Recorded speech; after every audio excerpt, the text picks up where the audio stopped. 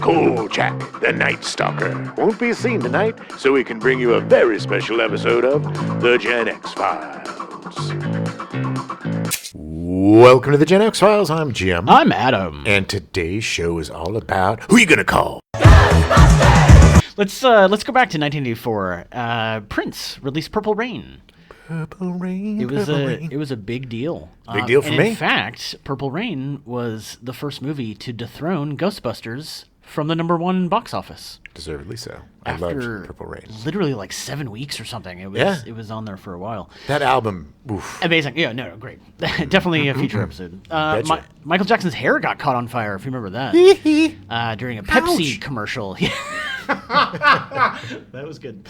They theorized that that's actually the beginning of his death. That's horrifying. That is when he got addicted to painkillers in 1984. It wasn't just his hair catching on fire. His scalp was fried. It was awful. I mean, there was it was all like, his hair's on fire. People joked about it, but it was not funny. It was in not. The slightest. Alex... Especially to Michael Jackson. No. Alex Trebek premiered on Jeopardy!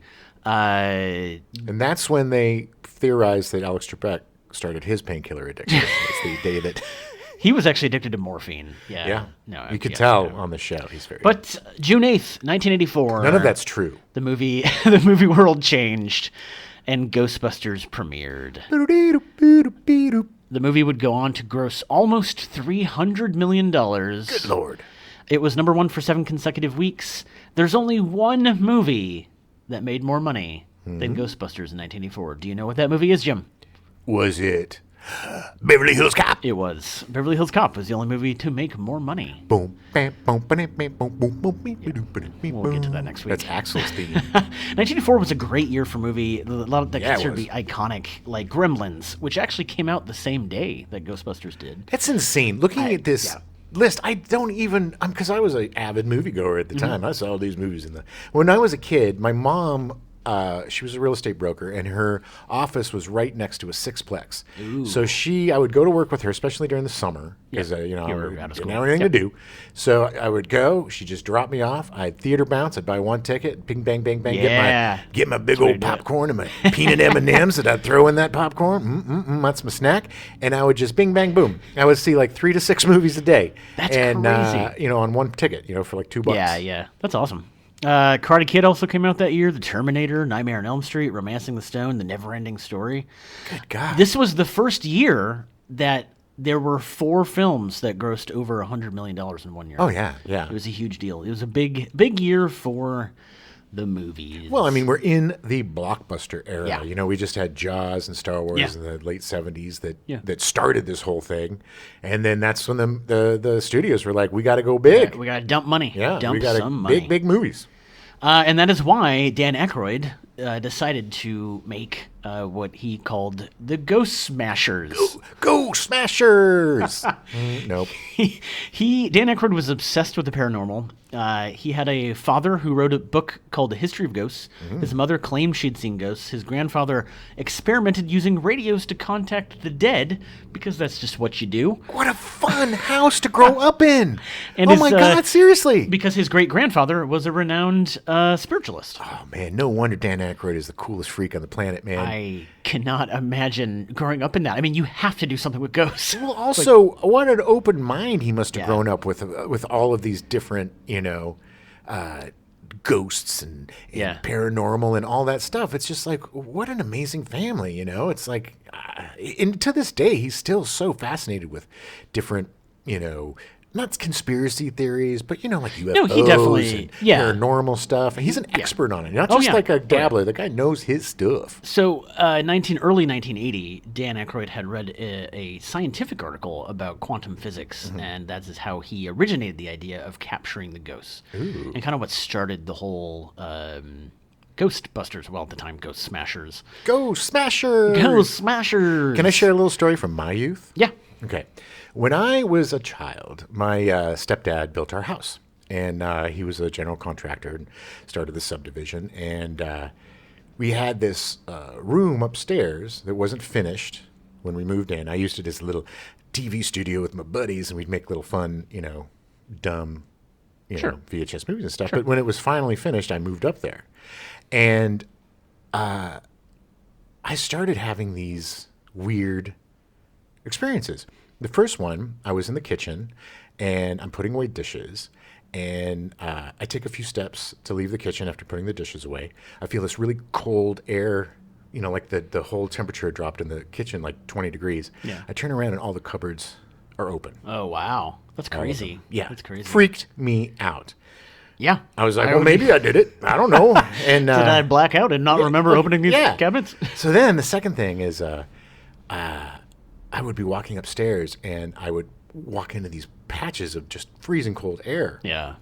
And the only other person, I don't think anybody in my family experienced this. Like what I've read in my research is that usually spirits or entities or whatever are attracted to prepubescent girls. Oh. But there were no if there are no prepubescent girls in the house, then they'll go after the prepubescent boys, which was me. And the only other person that ever experienced it was my buddy Larry from if you're an avid listener, he was the laser tag guy that got really sad. We had just seen Nightmare on Elm Street, strangely enough, and we were leaving my room to go get some cookies. And this was when I was downstairs before I'd move upstairs. And we take 3 steps out of the room and we hear this sound from up in that unfinished room that was like,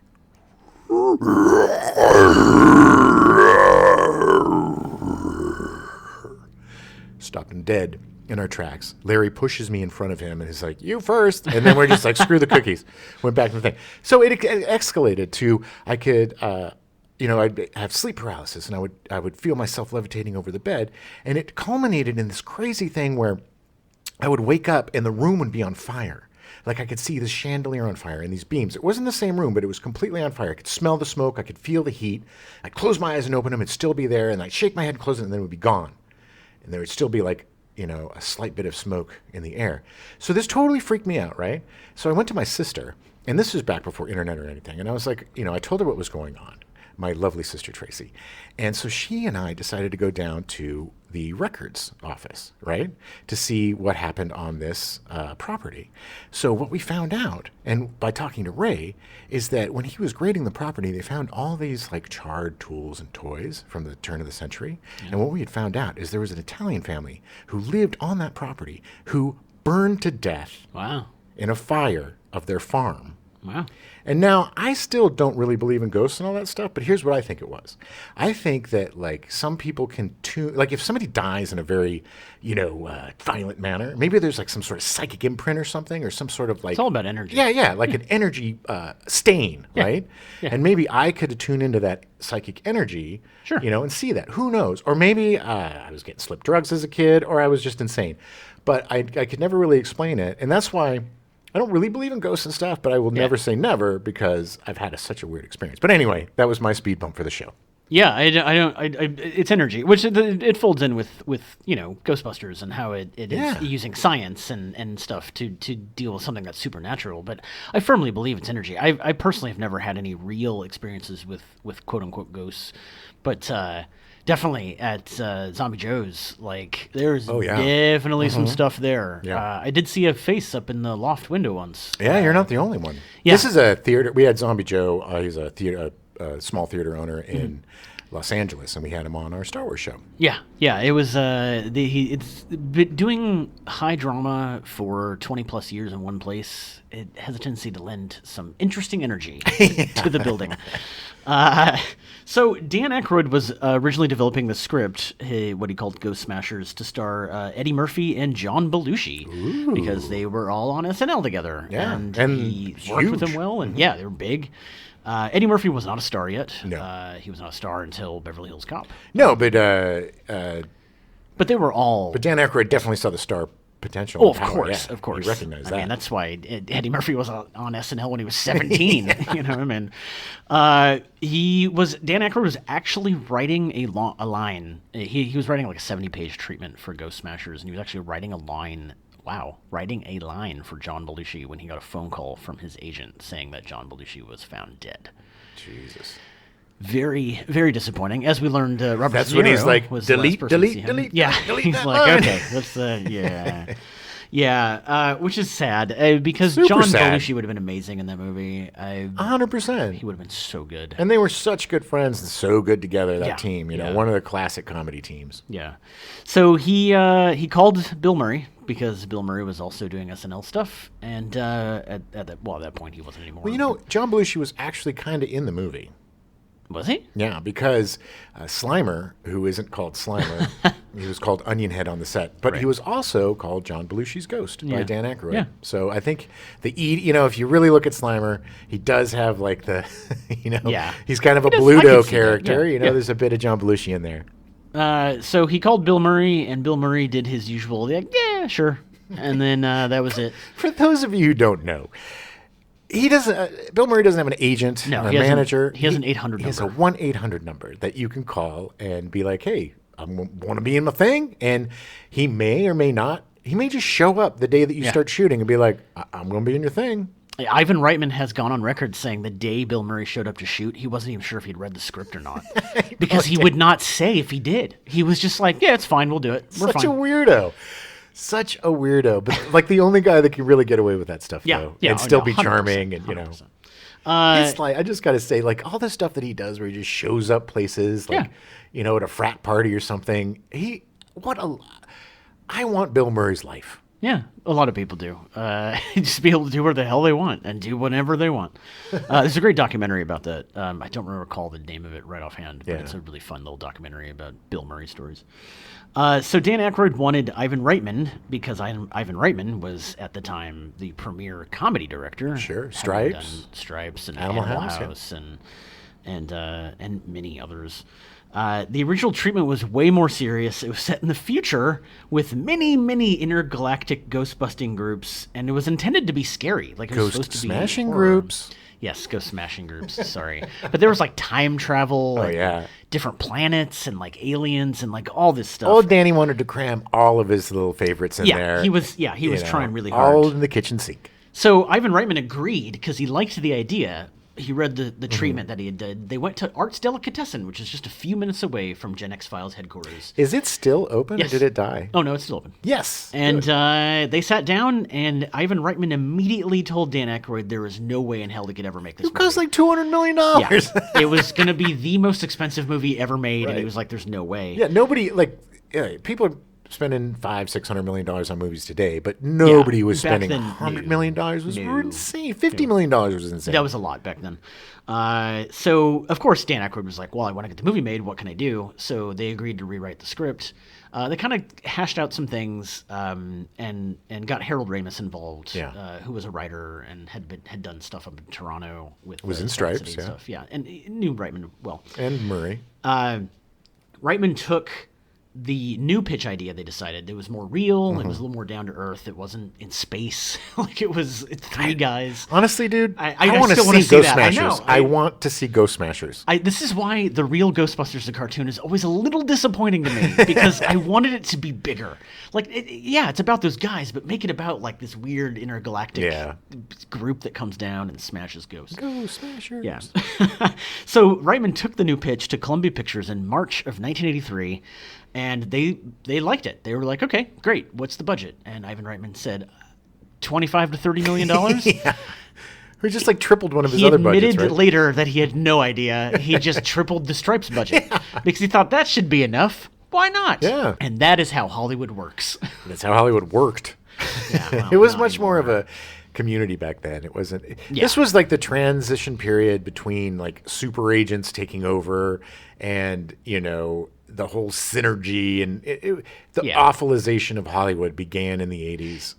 Yes, the remakes, the retreads, the remarketization of And the awful sequels, the cash grabs. It so was many cash bad grab city. sequels in the 80s. Oh So yeah, many bad I mean sequels. Ghostbusters 2 wasn't that great. No. Though even Indiana Jones Double Doom wasn't that great. Gremlins 2, awesome.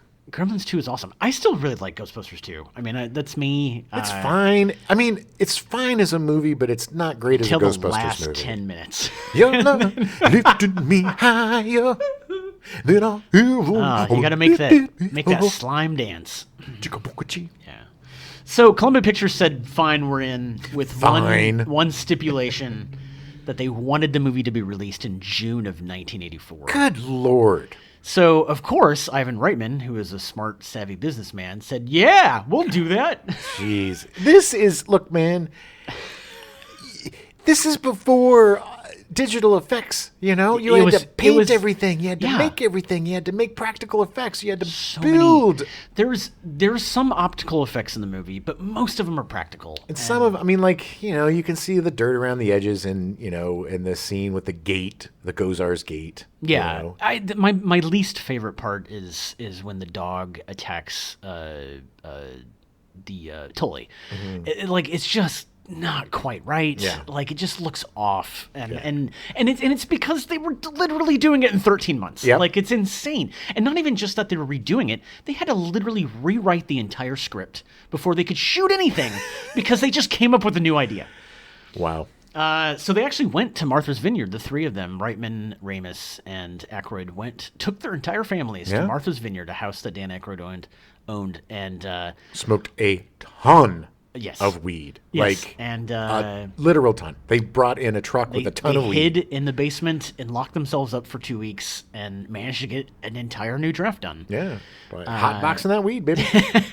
By August, they had a mostly final draft. They were obviously leaving space open for the actors to develop things. Sure. When they did casting.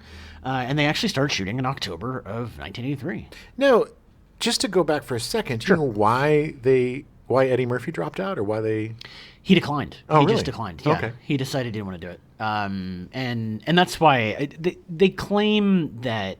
Some people claim that he was supposed to play Winston Zeddemore, but that is there's people that say that, and it's not true. No, not at all. Ramis himself has said that was not true. No.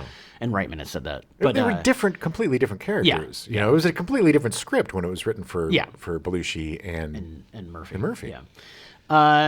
Yeah. And in that regard, in casting, when they finally got to casting, they were trying to get Bill Murray. They could not get a definite answer.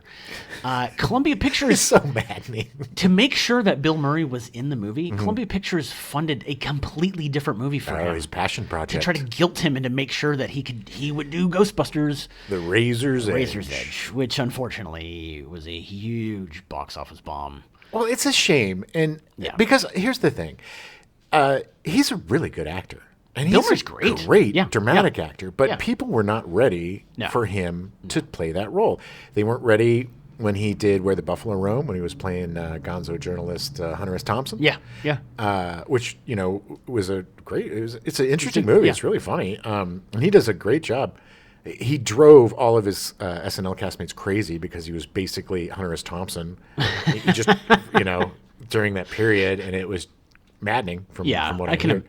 But it's unfortunate because Razor's Edge was a very flawed movie. Yeah. But a lot of us, like I was a kid, I watched it because it was a Bill Murray movie, and it was not a Bill Murray movie. So that's, you know, people were just like, nah, sorry, I'm out. Yeah.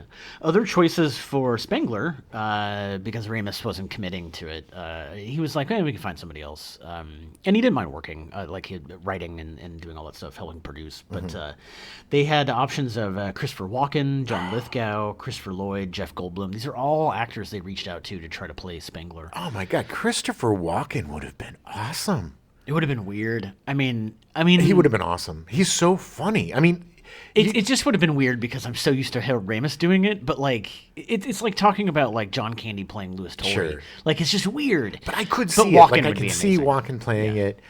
John Lithgow, you know, probably from Buckaroo Banzai fame, you know, got that because he was a big comedic actor, you know, back in the day. Who was the other guy? Christopher Lloyd. He would have been fine. He would have been fine, but it would just been Doc Brown again. It would have been yeah. And Jeff Goldblum would have been fascinating. Yes. Ooh. But Ramis ended up playing it because he saw a... Well, don't forget John Candy. No, John Candy was playing Tool. Oh, right. Oh, yeah. I thought, because you just said Harold Ramis, sorry. Yeah. Oh, Harold Ramis. Played Egon Spengler. All right, we'll cut that out. Lay off the weed, Jim. I'm not even stoned. You lay off the weed. I'm not stoned either, Jim. Definitely cutting that out. Yes. My mom listens. Yeah. Julia Roberts was actually supposed to play the part of Dana originally. know. They asked her to do it, and they ended up not. They were afraid. The main reason is that Reitman really wanted Sigourney Weaver, Yeah. but Columbia was hesitant because she played serious parts. Yeah. Gorillas And in the this Mist, is a baby. comedy. Yeah, and that was way long after that. But yes. Alien. And The Year Living Dangerously. Mm-hmm. Like, it was very serious part she played. During her audition, she said, "No, I want to audition." She auditioned. She came in. She got down on all fours, started howling like a dog, Yeah. and they were like, "All right, you're in. You're good." And guess what? It was her idea Yes. to turn into the doll. Yes, which know? actually solved. They were having issues Yeah. solving the third act and how to resolve it. And she was like, "Yeah, why don't you just have us turn into dogs?" So awesome. What a great collaborative Yeah. spirit, you know? Ugh. It just seemed like they had so much fun on that movie. Sigourney Weaver is absolutely brilliant. One of my favorite actors of Oh, all time. me too. And just stunning. Stunning in absolutely that gorgeous. movie. Gorgeous. And her, like, she was perfect for that role because to counter, the bumbling, goofy Venkman, you needed a strong woman who, isn't going to put up with his shenanigans. Yeah, you because know? in the original script, she was supposed to be a model, and she's the one that suggested her being a musician instead. Yeah. Because she was like, no matter what happens, she has a soul Sure. because she plays the violin. Now, why did she go from being a violin player to restoring paintings in Ghostbusters 2? Ghostbusters 2 is in an alternate universe? I don't know. I don't know. It just doesn't seems make weird. sense. I agree. It doesn't make any sense. Yeah, John Candy was originally supposed to play Tully. Yes. But he passed on it because he didn't get the character. He wanted to play him as a German dude with a Yeah. lot of German shepherds. Yeah, but so Reitman called up Rick Moranis from his old Second City days. And, Yeah. Who also worked with Candy a lot. yeah, In Second City. and Second City TV? sent him a script, and within an hour of receiving the script, Rick Moranis called Ivan Reitman and said, "Hell yes, I'm in. Oh, We'll yeah. do this. This is gonna be fun." And he made that part his own. It is Yeah, iconic. Yeah, It's one of the best characters He in the movie. developed almost the entire character. The fact he's an accountant, like the party scene, all that stuff was all. Your Highness, why did you make a date for tonight? Hey guys, yeah, he's such a dork. He's so funny. Oh, who brought the dog? Perhaps my favorite not cast part was that originally for the role of Gozer was supposed to be Paul Rubens. Yes, Pee Wee. Paul Rubens was supposed to play the part of Gozer. That's the one thing about the movie that I really, really dislike is that Gozer looks so much like Sigourney Weaver in it. And it always bothered me as a kid. Yeah, I was like, They went for this weird androgynous, Yeah. Because they couldn't get David Paul Bowie, Rubens. Yeah. kind of Grace Jones. They get some sort of Polish model or something. Yeah, or- Yugoslavian model? who they end up dubbing over because her accent was so thick. That they And guess couldn't who was understand. Gozer, the Gozerian? It was Ivan Reitman. no, he didn't play Gozer. He played Zool. Zool. Oh, yeah. All right, let's... Gozer was actually somebody else, but I don't remember. Wait, who was Gozar was the gatekeeper in Gozar, right? No? Zool was the dog, the gatekeeper. Gozer was the big god. Yes, because there is no Dana. There only was Zool. and then there was the Tully character dog. Just had a watched name. this like 2 days ago. Had a I'm an name, idiot. and I don't remember. It was like Walter or something. Something Yeah. really obvious. I was the like, oh, that's gatekeeper and the weird. keymaster. Yeah. And they did it. But Ivan Reitman did the voice of Zool because they were shooting it in 13 months. You know what kind of bummed me out as a kid? Because I was like a pubescent child with my crushes and sadness. Was that Tully? He sure loved Dana. He had such a crush on her. He did. And he did end up getting together with her, but not as himself That's true. when he was the keymaster. So true. he didn't get to enjoy his greatest dream. Would not remember it at all because he was Somebody help that little guy. big stone dog. Yes. I love that they're breaking her out and then just totally forgetting about him. Hey, who turned out the lights? Hey, what's going on here, guys? Oh, okay. Okay, man. I'd like to take a sample of your brain. Okay. Oh, okay. All right, We're just going to quote the movie for the last. Yeah, we're just gonna. This is the last 20 minutes. It's just us quoting the movie. Do you want to hit a promo and then? Yeah, let's. We're gonna go to a promo and then we're gonna come back with an interview with a Ooh. very good special friend of ours, a special friend. who is that made it sound That very did weird. make it sound weird. A special guest Who is a good friend of ours. He's a good friend of ours. Yes. He's a super fan, so I'm very excited to talk to him A brilliant musician. when we get back. Our very, very, very special guest today is Matthew Jordan, a musician who has a song on Netflix's Kissing Booth 2, Cover of Good Vibrations. Yeah. and he's toured with the Beach Boys before the pandemic. He had a really fun, funny song, Socially Distanced Christmas, last year. Super good He's Christmas toured song. with Rooney. He's just an amazing guy, a really good friend, and a super talent. Matthew Jordan, how you doing, buddy? I'm doing great. I'm excited to be here and talk about my favorite childhood thing. You are a super fan, yeah? So, Matt, when was your first exposure to the Ghostbusters? So I actually asked my dad because Ghostbusters came out the year I was born. So it's not like my parents took me as an infant to go see Ghostbusters. I would have probably been a scarred baby crying in the theater. But by the time I was like maybe I think my 5th birthday party, I have pictures of me wearing a Ghostbusters costume wow. that a friend of my parents made me. So like I had the jumpsuit on and like the whole 9 yards. I think my parents took me to see the sequel like in a drive-in, which was 89, and I would have probably been about 5 or 6 years old then. So I think I must have seen the original movie. I must have been like 4 years old because I was so into it. And I was also really into the cartoon when I was that age. Yeah. I love my Saturday morning cartoons. Oh, yeah. And I can't remember if like I was exposed more to the cartoon than the original movie first or not because I was so young. Right. But I just like I had so many toys. I had all the stuff. I had like the firehouse. I had the proton packs and the ghost traps. I had all the action figures. There were so many cool action figures from the cartoon. I had all these weird like there was this series of ghosts that looked like people but were kind of like Transformers and turned into demons and ghosts. Yep. And so there was like this creepy old lady who looked like an old lady, and then you pulled on her feet and it just like a huge demon mouth came out. And like, so I had a bunch of these weird, like, strange monsters, and I had all the Ghostbuster figures and Slimer and Stay Puft. I was just like a massive fan of this as a child. It was just like my favorite thing. And I'm showing kind of like a precursor to, I suppose, what I turned into later in my life. Egon was always my favorite. I'm there with you, man. I identified most with Egon. Yeah, I'm a slacker. I was more of a Venkman. You were totally Bill Murray. Yeah. Yes, you were. Yeah. I can see that. It makes sense that you were probably exposed to the cartoon a lot because I mean it ran for a really long time. Oh yeah. It really did, and it was so well written most of the time. Yeah. It was like, yeah. And I was reading my book that I have has a whole section on like the extended Ghostbusters universe, and they talk about the cartoon and especially the early days of the cartoon because there were so many iterations. Yeah. Yeah.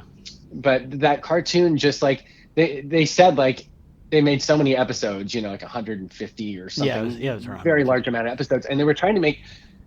What I read was they really wanted every episode to be like what a sequel to the Ghostbusters movie could have been, and this was before Ghostbusters 2 for the most part. Yeah, the cartoon I think ran from like 85 to 80 to 90 maybe. It was like on for a few years, and it came a few years before the sequel for sure. 86 to like 91 or 92 or something like that. I remember, this is what I used to hear, because that cartoon came out when I was in college, and I used to hear that there were some guys that would wake up on Saturday mornings and they'd smoke their jazz cigarettes and eat a bunch of cereal and really, really enjoy Ghostbusters. There's so much good animation back then. There was Ghostbusters. There was the Ed Grimley show. Yeah. There was like Pinky and the Brain. It was like a really great time for animation. Pinky and the Brain was a little later, but Ninja Turtles was around the same time. Oh, yeah. Big Ninja Turtles fan. That should be a future topic for you guys. G.I. Joe. I was a huge G.I. Joe fan. Yeah. Well, speaking of Pinky and the Brain, Egon from the Ghostbusters cartoon was the brain. Yeah. It's weird. They had the entire voice cast was fantastic. Yeah. Considering Lorenzo Music playing Venkman the first couple seasons, who did the voice of Garfield. Oh yeah. And Bill Murray later did Garfield. Yes. How about that? Synergy, baby. Crazy. I rewatched the pilot of the cartoon a couple days ago, and the animation is so clever. I mean, it's unlike anything that was seen before. It kind of had this weird kind of 60s vibe with like the crowd scenes and stuff. It was just really it was imaginative, and again, the writing, like you said, was great, and the voice acting was impeccable. they all Yeah. and having Arsenio Hall. Yeah, Arsenio yeah. Hall was Winston, and then Frank Welker was Ray and Slimer. And Oh, Frank yeah. was the original Fred from Scooby-Doo, and then And became Scooby-Doo later. So Optimus like an Prime. all-star voice Yeah. guy. Yeah, been on The Simpsons. He's a legend. Frank Welker Yeah. has the most credits ever on IMDb. Wow. Yeah, I Well, mean, literally, he's been in deservedly. almost 900 different pieces of media. The man has worked a lot in 60 years. Yes, he has. I mean, personally, I like the fact that eventually Venkman was played by Dave Coulier. Cut it Yes, out. right. What I actually just read about that was that so Maurice LaMarche, who was Egon and the Brain later on, he kind of came in like not knowing that they wanted everyone to do their own voices for the characters, and he basically did a Harold Ramis impression. That's And they were funny. like, "We like that, do that." And then apparently later on, based on what I just read, Bill Murray heard Lorenzo Music, who sounds enough like Bill Murray to me, but Bill Murray was like, "Well, why does Egon's guy sound exactly like him and my guy doesn't?" And so they brought in Dave Coulier. Oh, no. Poor Yeah. Lorenzo Music. Because when you think Bill Murray, you think Dave Coulier. Exactly. Two peas in a pod. Yeah. Now, hey Matt, did you ever see the what was it called? The Extreme Ghostbusters? The sequel, yeah. The cartoon. You know, I think when the extreme, I think what was that? 97. That came out in 97. I would have been like 13 or 14. Thinking like about you girls. know, I was at an age where like I still like loved Ghostbusters, but I don't think that I really. I'm sure I saw a couple episodes of Extreme Ghostbusters, but again, it was like, you know, it was at that point in time where I was like starting to care about girls, and Oh, you yeah. know, it's like probably was just not as like. It is. You know, I mean, if they had released another movie, I would have totally Right, like been right. all in on that. But at that point in time, I think I was getting off of Saturday morning cartoons a little bit. How dare you. I know that they did Extreme Ghostbusters, and I remember it. I just don't think I saw too much of it. I tried to watch the pilot a couple of days ago, and I got about 8 minutes in before I was just like, this is the hottest piece of garbage I've seen. There's only one Ghostbuster in it, Egon, who's like teaching a Right. class. That only 4 kids show up. This, you know, jerk with a goatee and a kid in a wheelchair, and then this kind of like 90s version of a golf girl. And within the first Right? few, Yes. yeah, that, right. That, like goth girl. Right. Yes. And then, like in the first few seconds, like the wheelchair kid makes fun of the bearded kid, and he's like, "Oh, you put your foot in your mouth." And then the bearded kid was like, "At least I have feet to put in my mouth." To the wheelchair kid. That's awful. And I was like, "I'm out." Wow, that's I dark. don't know. Yeah. that But it wasn't- just, it had none of the fun. It didn't have any of the characters. Slimer Right. was in it, but it was just like, it just seemed like a blatant. Egon just had a ponytail instead Yes. of that really awesome Jerry Yes. curl with like the Yes. rat tail and back. 100%. I thought Egon's hair on the cartoon was awesome when I was a kid, by the way. Oh, well, it was, but in this one, man, it was just. I think it was like a like they got a committee together, and it's like, well, let's like put this together in, you know, what do you call it, research groups. Yeah, yeah. We'll find out. You know, it was just garbage. We'll focus. You did a group good it job to death. staying away from that one, man. I didn't. I literally, up until I started researching for Ghostbusters, I love Ghostbusters. I love the original movie. I had no idea Extreme Ghostbusters existed. I I don't Yeah. think I did either. I was. I in had college forgotten when about came it out. until like I was just thumbing through the section about the cartoon in the book, and I get to the Extreme Ghostbusters page. I'm like, oh yeah, I forgot about that. Seems like such a bad idea. Yeah, I feel I kind like of that we bad bringing covered. it up. I love that we've covered Extreme Ghostbusters and not the movie yet, by the way. Oh yeah. So, what was it about the movie that just stuck with you? I mean, man, just like so. First and foremost, my wife. I lament this to my wife all the time, but like the effects back then were so visceral. Yeah. Like in those sorts of movies, you know, if you watch those early to mid, even late 80s movies where they had to do the effects for real compared to like the CGI now. Oh yeah. It's just like you can touch it. Like if you watch Little Shop of Horrors, you feel like you want to touch Audrey too, just like the slime and so Ghostbusters, you know, those textures, you know, the way that they did the effects and like even just the proton pack lasers just was so much cooler than like they would do it now with CGI where it's all sure. smooth. Like and the way that the ghost effects just, I mean, it was what a ghost. It's what you thought a ghost would look like if, like, in terms of just like the kind of spectral aspect Oh, yeah. of like it being sort of transparent and slimy and like it was just like it made you really feel like you knew what ghosts looked like. Not that every ghost looked like Slimer, but just like that's what a ghost form would kind of be. And I think it was a combination of that. It was a combination of the amazing chemistry of all of the leads, who were all just yeah. so fantastic and so charming. Not to mention when you start to throw in Rick Moranis and Sigourney Weaver. Rick Moranis was so great in everything that he touches, but back then just like he brought the perfect role, the perfect thing for that character. And they wanted it to be John Candy originally. Yeah. And most of his dialogue was improvised, like all those speeches, Right. About, this is, we got so and so and so and so, and he's in receivership, and she, him being an accountant. Yeah, no, his whole thing about it was his idea, and it was his idea to like have the party that he invited clients to, so he could expense it. Like, he had so many good ideas.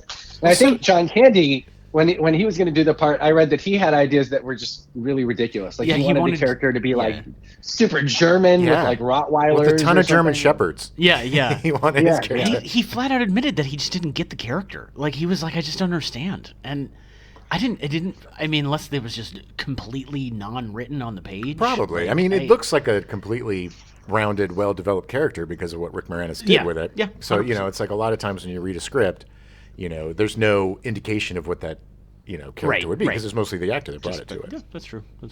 And, it's a weird having script. just rewatched the movies, it's impossible for me to imagine the character of Louis Telly is like anyone but this like nebbish little dude. Oh, yeah. He keeps fucking locking himself out of his apartment and just so being great. a total idiot.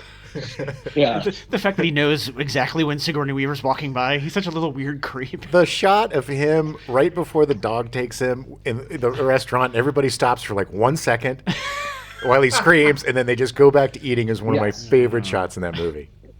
And let me mention that I proposed to my wife clichédly on a carriage ride in Central Park, and then took her to dinner at Tavern on the Green because I hadn't been there and I wanted to see it because of Ghostbusters. Nice. I didn't tell her that part, but I made sure to stop in that room where everyone looks at Rick Moranis as he gets eaten. Did you pound on the door? Yeah. Did you pound on the window? Help me.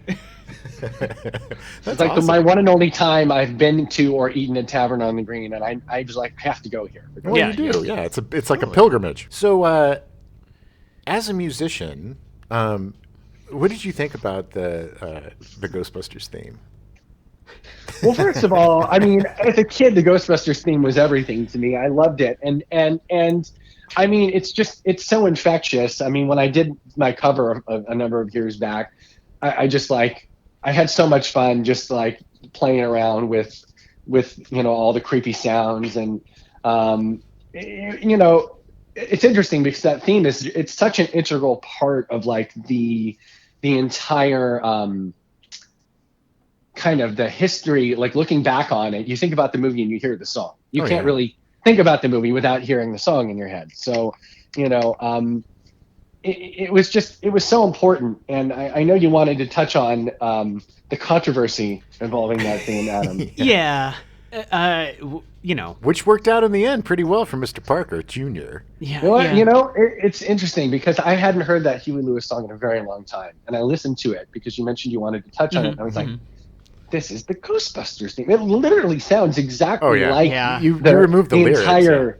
It's really obvious. But I think I read that they had approached Huey Lewis about doing the theme, and he said no. But I think they had some of that song in there, sort of in a placeholder capacity. So it's not like it's not like Ray Parker Jr. just like kind of liked that song, and he kind of like subconsciously took some stuff from it. Like, it was already partially in there. It was literally in the screener they gave him. Oh wow! and like they admitted flat out that it was used as temporary music. And that was it. But like Jim said, Ray Parker. Huey Lewis messed up. Ray Parker had his rue. He rued his day. No, that's not the word I'm looking for. Huey Lewis got his comeuppance. Huey Lewis had his day in hoisted court. by his own petard. Yes, he was hoisted by I his feel own like if that lawsuit had gone through today, there's been lawsuits like with Blurred Lines, with Robin Thicke and Marvin Gaye's estate, and there's been a lawsuit with Stay With Me with Sam Smith's song and Tom Petty. And those lawsuits, and I was double checking this, they ended up with whoever sued getting a co-write credit. Like, Tom Petty is listed as a writer on Stay With Me now. And Marvin Gaye is listed as a writer on Blurred Lines. Huey Lewis should have been listed as a writer on the song because, like, if you're going to go there, technically, in the past, it's been like you can, it's melody and lyrics that are copyrightable, and just like a feel is too intangible to copyright. I feel like this goes beyond feel. Like, it is the same exact progression. It is the same exact rhythm. It is the same song. It's with Vanilla a different Ice melody. and And Queen. Yeah. right, but that was Yeah. done. I mean, that was legit. Like Yeah. he Yeah. sampled that.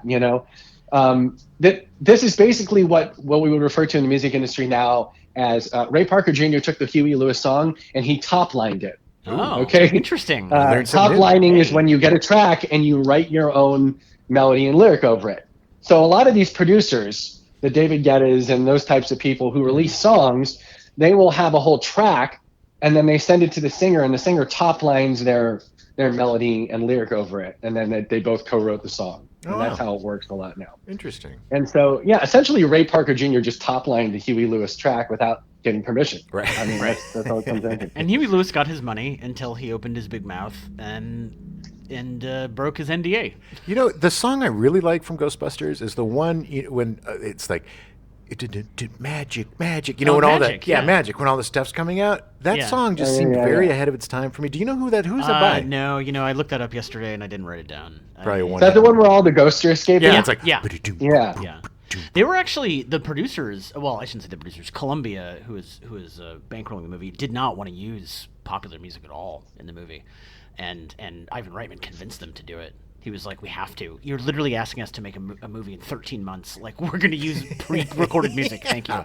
It was an insane schedule, and the fact that they got something so magical, maybe sometimes. Yeah, they had no time. Yeah. They had no time at all. And sometimes I think with really good artists, that could be a benefit because it's just like you got to kind of push through. You can't second guess yourself. You just got to make it happen. And they rolled the dice and they won. Yeah, I mean, it almost like doesn't give you a chance to second guess anything. Yeah. It's just like, okay, No, you just got to go with it.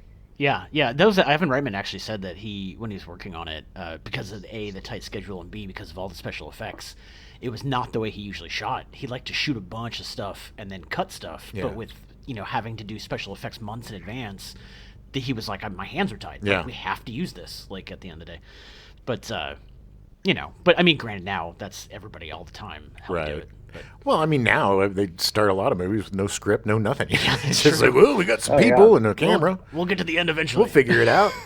And they don't. Like Die Hard, they totally did with Die Hard. They didn't have an ending for Die Hard. Well, that one worked out too, but Yeah.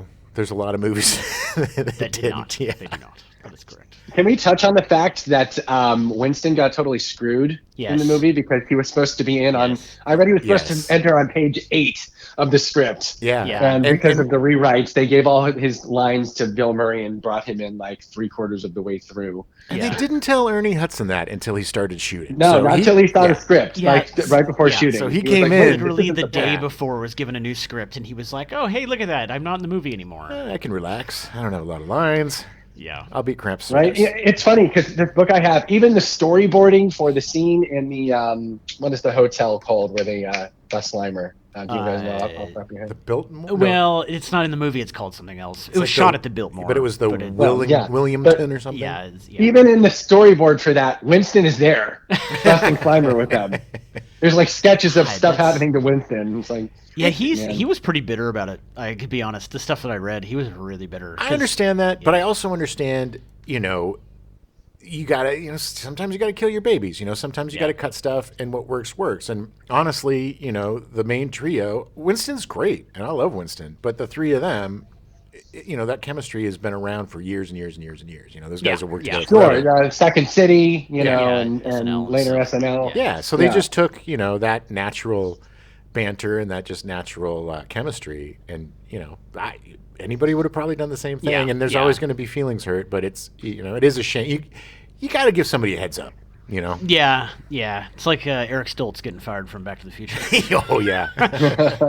You gotta communicate. That's how it works. So give me I some. read that Winston was actually originally an Air Force vet, an expert in small arms and electronic countermeasures, and a black belt in karate in the first. Wow, I did not know So that. he really got That screwed. sucks Yeah, so no, bad he was for him. none of those things. He was essentially like a janitor or Yeah, something. just when they like a hired him. religious guy. He that was smoked like, a lot of he was cigs. like a subway worker or Yeah, something that just yeah. like, and then he comes in and he's just like, well, I just need a paycheck. I'll do whatever you want. But that's your character development. Yeah, and I don't want to, it kind of bugged me too in the Ghostbusters, the newest one, that they did kind of the same thing with Leslie Jones. You know, Yeah, it's like, yeah. why couldn't she be a scientist? Why was she, you know, She was just like working an in the MTA subway, worker or you whatever. know? Yeah. Not that there's anything wrong. You know what I mean? It just was a little it just put a sour taste in my on the mouth. nose. Let's learn from the history Ghostbusters people. Yeah, you're already going all the direction of making them all female. Why not make them more interesting? So, Matt, do you have any closing advice or reflection upon Ghostbusters, or anything you want to tell? I have any closing advice? Yes, for our When listeners. there's something strange in the neighborhood, who How do do you we call? go? How do you fight Ghostbusters? Yes. Not Ghostbusters. I mean, honestly, I think that Ghostbusters is, you know, it's become one of those franchises that, you know, it's going to live forever. And I think that there are very few things that anyone could do with it that would completely tarnish it. I mean, obviously Sure. the all-female reboot wasn't great, but I still think that people haven't held that against the original franchise. I'm hoping that And it also the wasn't movie they're awful. making that's coming out soon with Afterlife. Paul Rudd and everyone. Yeah. I have high hopes. I don't know. It's going to be interesting. Actually, another interesting thing to touch on really quick was that there was a video game that came out a few years back called Ghostbusters, the video game. Oh yeah, I just downloaded that. Yeah, Started I playing it. actually did as well. And I played the terrible Wii version because I only had a Wii. Oh, And no. back in the day, they released it on PS3 and Wii, and I wanted to play it because I wanted to know what the story was. Because Right, the story right, was yeah. to be the third The movie, third movie, yeah. right? Yeah. But the Wii version, the graphics were like terrible, and the Oh, PS3 was no. like realistic with like the real voice actors. And I think I might have known this, but I might not have. I don't remember, because either way, I think what actually happened is I played this game and I'm like, this is kind of all right. And then I look it up and, oh, that's what happened. I looked it up afterward and I'm like, wait a second, the other version has like the real voices and the real characters look just like, I'm like, what did I just play? So I just downloaded the remastered version. Yeah. Yeah, that's with what we the got. real, Yeah. real Wait, stuff. the Wii version didn't have the voices? I don't know if it had that much because the Wii didn't have that capability, and it also just looked like a cartoon. It was like Oh, basically yeah. playing Yeah. a version of the real Ghostbusters cartoon versus something that looked like the movie. It's so far it's been kind of fun. I've been really Yeah. enjoying it. Yeah, I've been really enjoying it. I wish I. Yeah, well, it was the actual script that they were going Right. to film as a third movie. So Yeah, they I'm excited to play it again and play the real version. Yeah, me too. Um, I think the most fun about doing these shows is getting back into these universes. You know, Yeah. it's like, you know, it's been a while since I've been back into the Ghostbusters, realm. But watching the movie again, watching some of the cartoons, it's just so awesome. There hasn't been any sort of comedy, action, sci-fi, scary thing ever Right. like it. I mean, the closest thing like would- Men in Black tried to do it. Yeah. The first Men in Black, they tried. Yeah, And yeah. and and it wasn't bad. But yeah, I think the thing about Ghostbusters that really makes it so iconic is just even beyond what they did with the movies and the cartoon they made, just the concept is Yeah. so high concept that it feels like it's an infinite amount of possibilities you can do with that concept. Totally. Yeah, And and an infinite amount of stories you can tell. and they're doing that, it seems. Hopefully, Yeah. hopefully. All right, one last question for you, Matt. Do you own Tobin Spirit Guide? Is that an actual published It thing is. that I should It get? actually It is. is, 100 yeah. years ago, it was. Yeah. They have a Ghostbusters version now, but Yeah. I'm surprised. I thought you'd have one. I'll have to put that on my wish list Well, on my Amazon. Somebody's getting something Maybe for Christmas. we're going to send you one for being such an awesome guest. Matt, thank you so much for being with us. It's always great to talk to somebody who's so passionate about Yeah. the subject we're talking about and loves it. And, you're knowledgeable, and we just can't thank you enough for being on. Oh, I'm happy to be here. When I saw kind of you guys were doing these different topics weekly, I was like, if they ever do a Ghostbusters episode, I want to tell them I'm going to be on. Well, 100%. we definitely want to have you back when we have something else that you're interested in. Is there All right. anything that you want to let anybody know that's coming up for you? Just hopefully being able to perform without getting coronavirus. Yeah. I'm hoping for that. Yay! It's the small things. It's the small things. I'm always doing stuff, though. You can keep up with my stuff if you go to MatthewJordan.com, all my Perfect. social media, Matthew Jordan Music. So And Awesome. you definitely should, because Matt is a super talent. Yeah, he's and, great. You He's know, great. you don't Oh, shucks. tour with Thanks, the Beach Boys, and you don't do all the things that he did unless you Without- got the chops. Without being awesome. Yeah. Yeah, it's true. Thank you so much, Thanks man. for coming on, man. We will. hey, yeah, my pleasure. I had a great time.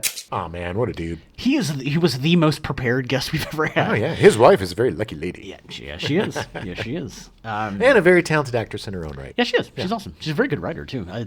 She's A very talented family. Let's very just say awesome. that. Yeah. They're so much better than us. You're gonna make amazing babies. I know, and we're it's just gonna be sit great. here and. I'm gonna get old and cry. Yeah, well, you're already old, so start crying. Yeah, well, I'm not having babies. Yeah. Cry all the time.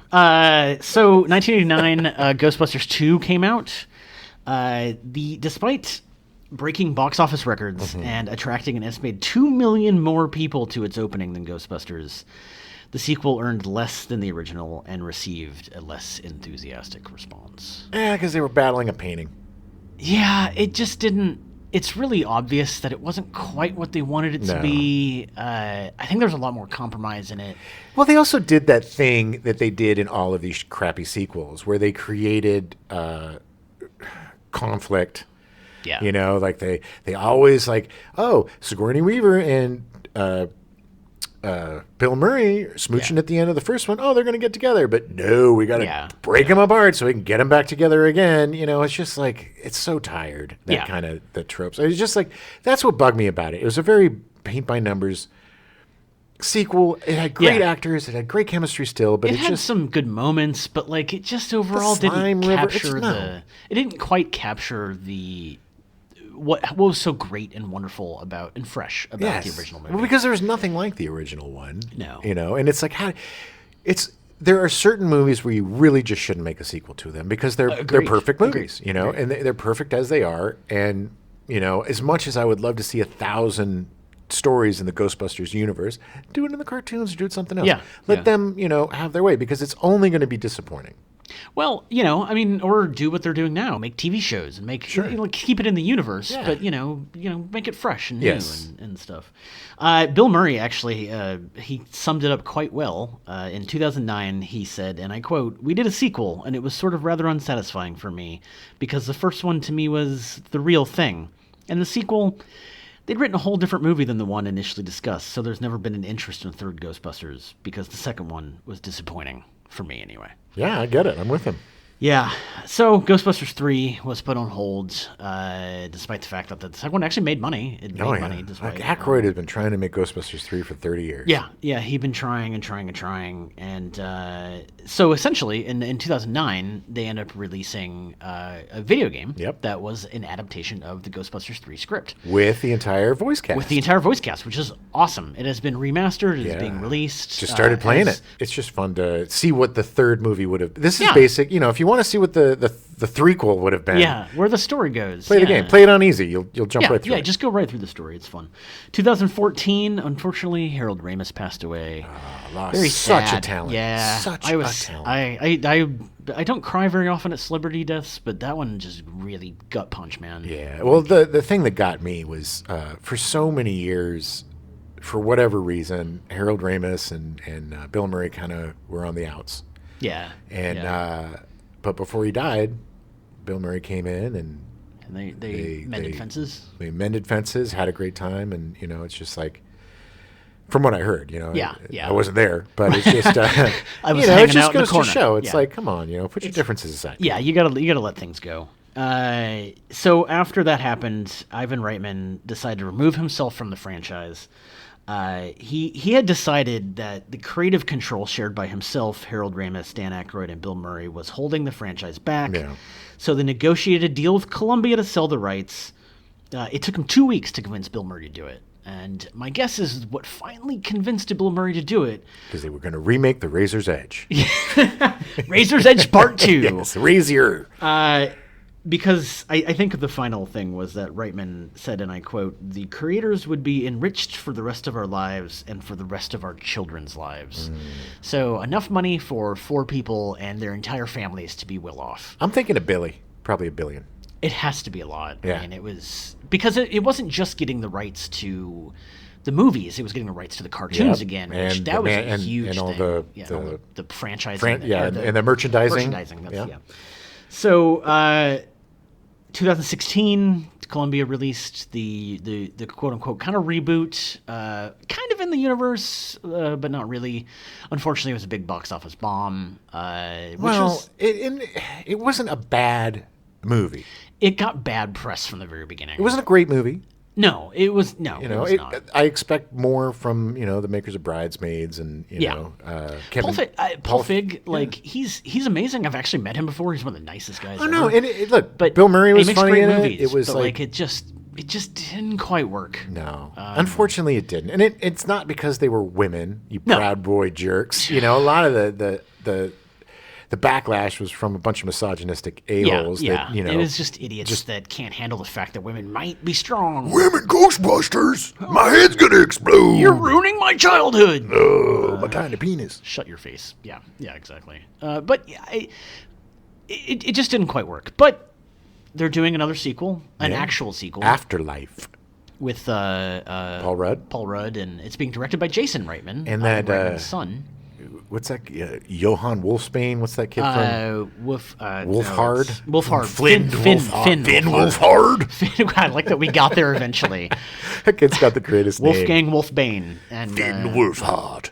but it should be good. I mean, the trailers have looked good, so I'm excited. It's to like see the it. grandkids of Harold Ramis's character, and I think aren't Aykroyd and Murray in it?